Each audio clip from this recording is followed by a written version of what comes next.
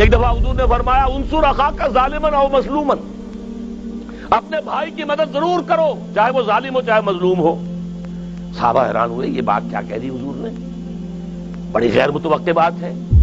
مظلوم کی حالت میں تو مدد کرنا سمجھ میں آتا ہے، یہ ظالم کی بھی مدد کرے؟ سوال کیا انہوں نے، ننصرہ مظلوما فکیف ننصرہ ظالما؟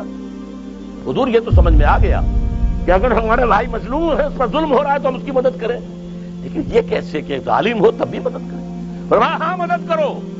اس کا ہاتھ روک لو، ظلم سے روک لینا اس کی مدد ہے۔ یہ ہے نہیں عن المنکر بالید، طاقت کے ساتھ اولا، یہ نہیں ہے تو باللسان، زبان، اور اگر یہ بھی نہیں ہے،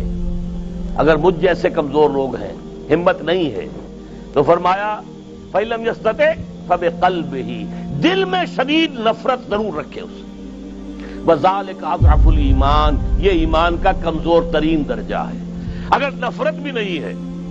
بدی کو آپ دیکھتے ہیں، برائی کو دیکھتے ہیں اور دل میں جلن پیدا نہیں ہوتی، صدمہ نہیں ہوتا، آپ کا بچہ بیمار ہو اور آپ نے علاج کرا لیا، ڈاکٹروں نے جواب دے دیا، حکیموں نے جواب دے دیا، کوئی اب تعویذ گنڈا بھی نہیں رہا، جو ہو سکتا تھا کر لیا ہے، لیکن بچہ تڑپ رہا ہو تو آپ سو نہیں سکتے، کیا کریں؟ کچھ نہیں کر سکتے، ہیلپ لیس ہے، ہمارے ہاتھ میں کچھ نہیں، جو کر سکتے تھے کر چکے، لیکن بچہ تڑپ رہا ہو تو آپ سو نہیں سکتے۔ اسی طرح اگر فرض کیجئے کہ آج مجبور ہیں ہم کہ یہاں ہم یہ برائی کو نہیں روک سکتے، یہ سودی کاروبار ہم نہیں روک سکتے، لیکن دل میں نفرت تو رکھ سکتے ہیں، پاؤں پھیلا کر سوئیں تو نہ۔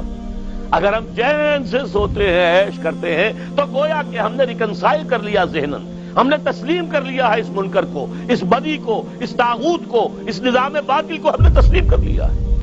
اور جس نے نظام باطل کو ذہناً اور قلباً تسلیم کر لیا وہ صاحب ایمان نہیں ہے۔ آج جو میرا درس تھا صبح قرآن مجید کا، اس میں آیت الکرسی کے بعد والی آیات میں آتا ہے فَمَن يَكْفُرْ بِالطَّاغُوتِ وَيُؤْمِن بِاللَّهِ فَقَدِ اسْتَمْسَكَ بِالْعُرْوَةِ الْوُثْقَىٰ، پہلے طاغوت کا کفر ہے، پھر اللہ پر ایمان ہے۔ طاغوت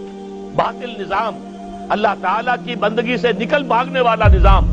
اس کی اطاعت کی بجائے اس کی معصیت پر مبنی نظام سب سے بڑا طاغوت ہے۔ اس طاغوت کی وفاداری، اس کی چاکری، اس کی خدمت، اس کا ساتھ دینا،